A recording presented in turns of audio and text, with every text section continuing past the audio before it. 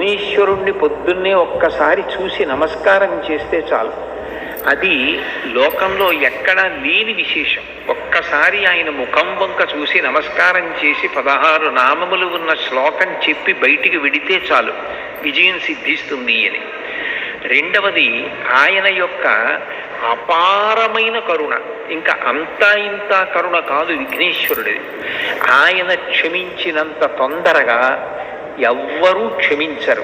మీరు చూడండి, అందరికన్నా ఎక్కువగా మరిచిపోయే లక్షణం ఎవరికి ఉంటుంది అంటే పిల్లల యందు ఉంటుంది. మీరు పిల్లలు అనేటప్పటికీ ఒక విషయం జ్ఞాపకానికి తెచ్చుకోవచ్చు. పెద్దవాళ్ళు ఏదైనా తింటున్నారనుకోండి, ఎవరో పెద్దలు వచ్చారు ఇంటికి, ఇంట్లో భోజనమో పలహారమో చేస్తున్న పెద్ద ఆయన ఆ పళ్ళెం పట్టుకునో లేకపోతే చేతిలో ఏ ఉండ్రాయో కుడుమో పట్టుకుని తింటూ వీధిలోకి వెళ్ళి స్వాగతం పలకడం, ఆ పళ్ళెం లోపల పెట్టి తాను పెడతాడు. విఘ్నేశ్వరుడు ఒక్కడు మాత్రం చేతిలో కుడుము పట్టుకుని తిరుగుతూ ఉంటాడు. అంటే పిల్లవాడి లక్షణం. పిల్లవాడు చూడండి, తాతగారు ఎవరో పెద్దవాళ్లతో మాట్లాడుతుంటే వచ్చి తాతగారు తాతగారు అని విసిగిస్తాడు. తాతగారు కాసేపు పక్కకి పో అని విసుక్కుంటే కోపం వచ్చి పక్కకి వెళ్ళిపోయి తాతగారు నన్ను దెబ్బలాడారని మనసులో పెట్టుకుని బాధపడతాడు, ఏడుస్తాడు. వాళ్ళు వెళ్ళిపోగానే తాతగారు పిలిచి ఇదిగో ఈ పండు తిను అంటే మళ్ళీ పరిగెత్తుకుంటూ వచ్చేసి తాత తాత తాత అంటూ ఒళ్ళోకి ఎక్కి కూర్చుని తాతతో కబుర్లు చెప్తాడు. అంటే ఆయన మనసుకి కలిగినటువంటి కష్టాన్ని చాలా తొందరగా ఒక బాలుడు ఎలా మరిచిపోతాడో అలా మరిచిపోయి క్షమించగలిగినటువంటి గుణం, అనుగ్రహించగలిగిన గుణం విఘ్నేశ్వరుని యందు ఉంది. అందుకని ఆయన బాలరూపంతో ఎప్పుడు చేతిలో కుడుము పట్టుకుని తిరుగుతూ ఉంటాడు. అది కారణం. బాలగణపతి అని ఎప్పటికీ ఆయన పరమశివుని యొక్క పెద్ద కుమారుడు. తమిళ దేశంలో పిళ్ళయార్ పిళ్ళయార్ అంటుంటారు. అంటే పెద్ద కొడుకు పెద్ద కొడుకు. ఎప్పటికీ అలా పెద్ద కొడుకు ఒక పిల్లవాడిగా ఉండిపోవడానికి కారణం ఏమిటంటే ఆయన యొక్క క్షమాగుణం. ఇది రెండవ లక్షణం. ఇక మూడవ లక్షణం ఏమిటి అంటే విఘ్నేశ్వరుణ్ణి స్మరించినంత మాత్రము చేత విఘ్నము తొలగిపోతుంది. విఘ్నము అంటే పరమ ప్రమాదకరమైనది. అది కార్యహంతి. అంటే ఇక కార్యము జరగకుండా చేసేస్తుంది. ఏదో కష్టపడితే కార్యం జరగడం కాదు, అసలు ఇక ఆ కార్యం జరగదు, అర్ధంతరంగా ఆగిపోతుంది. అట్లా కార్యం ఆగిపోయింది అంటే విఘ్నేశ్వరుని యొక్క అనుగ్రహం లేదు అని గుర్తు. అందుచేత విఘ్నమును తొలగించి కార్యము జరిగేటట్లు చెయ్యగలిగిన వాడెవరు అంటే విఘ్నేశ్వరుడు. విచిత్రమైన విషయం ఏమిటంటే ఇంత గొప్ప అనుగ్రహం ఇవ్వగలిగినటువంటి విఘ్నేశ్వరుడు కేవలముగా తనకేదో పెద్ద ఉపకారం చేస్తే, చాలా గొప్ప పూజ చేస్తే అనుగ్రహించడం కాదు, పరమ తేలికగా అనుగ్రహిస్తాడు. ఎంత తేలికగా అనుగ్రహిస్తాడు అంటే 4 గరికపోచలు తీసుకొచ్చి ఆయన పాదముల మీద సమర్పించినంత మాత్రం చేత ఆయన ప్రసన్నుడైపోతాడు. అందుకే ఎక్కడా లేని రీతిలో ఈ గరికతోటి విఘ్నేశ్వరుడికి పూజ అంటే ఆయన యొక్క సౌలభ్యాన్ని ఆ పూజ తెలియచేస్తుంది.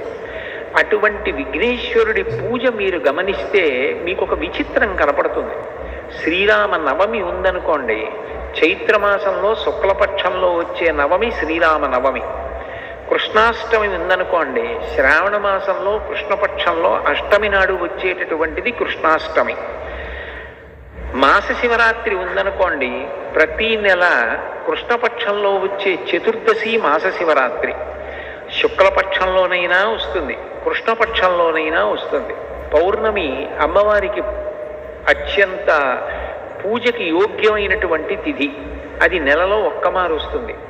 కానీ విఘ్నేశ్వరుడికి సంబంధించినటువంటి పూజ శుక్లపక్షంలోనూ కృష్ణపక్షంలోనూ 2 సార్లు వస్తుంది.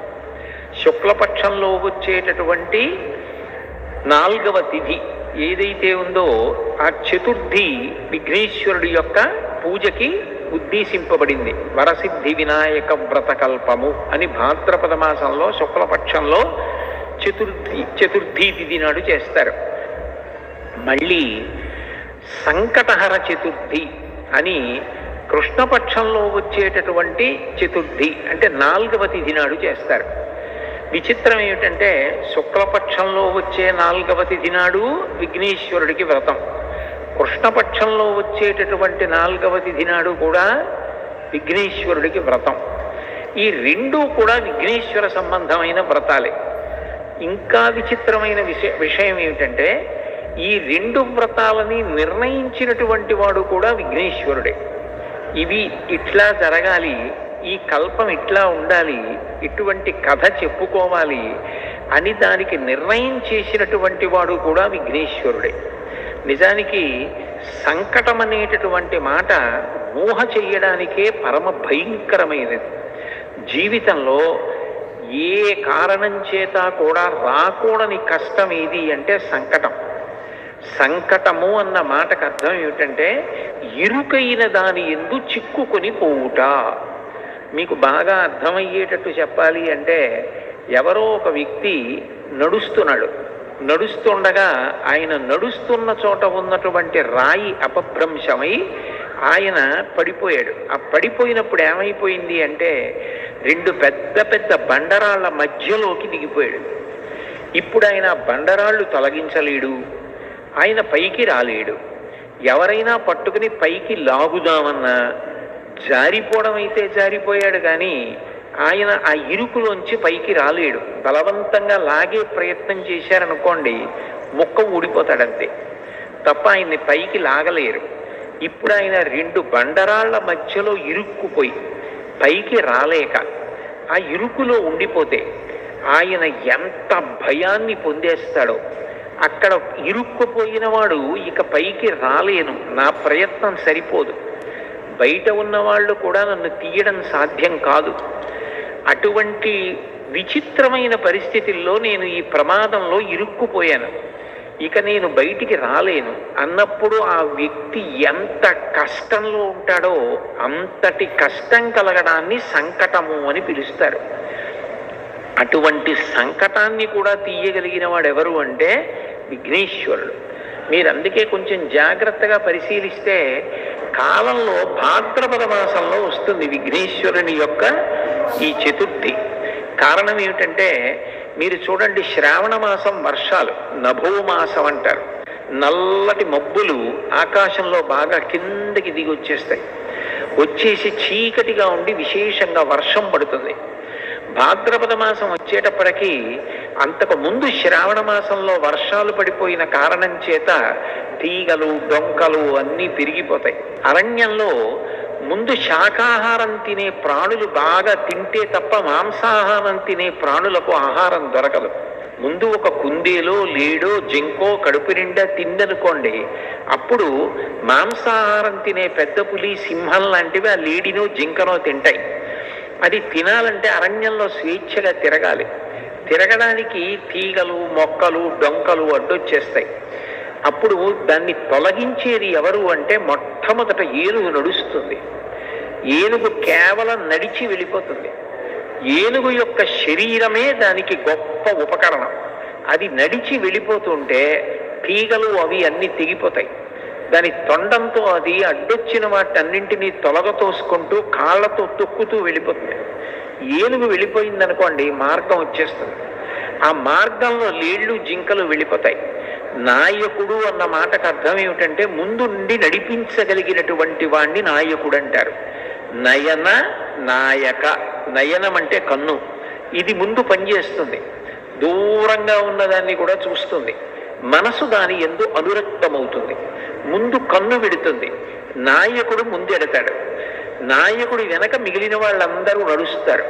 ఆ నాయకుడు దారి తప్పాడనుకోండి వెనకనున్న వాళ్ళందరూ కూడా దారి తప్పుతారు. నాయకుడే గోతిలో పడిపోయాడు అనుకోండి వెనకనున్న వాళ్ళందరూ గోతిలో పడిపోతారు. అందుకని నాయకుడు విశిష్టమైన నాయకుడై ఉండాలి. వి అన్న అక్షరానికి సంస్కృతంలో గొప్పది అన్న అర్థం ఉంటుంది, చెడ్డది అన్న అర్థం ఉంటుంది.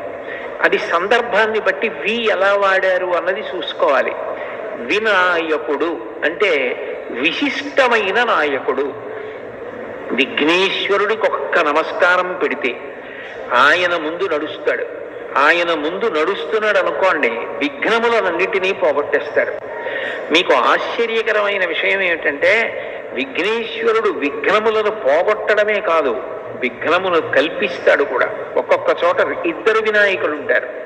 ఇద్దరు వినాయకులు ఉంటే గుర్తు ఏమిటంటే ఒకడు విఘ్నకరుడు, విఘ్నాన్ని కల్పిస్తాడు, ఇంకొక ఆయన విఘ్నహరుడు, విఘ్నాన్ని తీసేస్తాడు.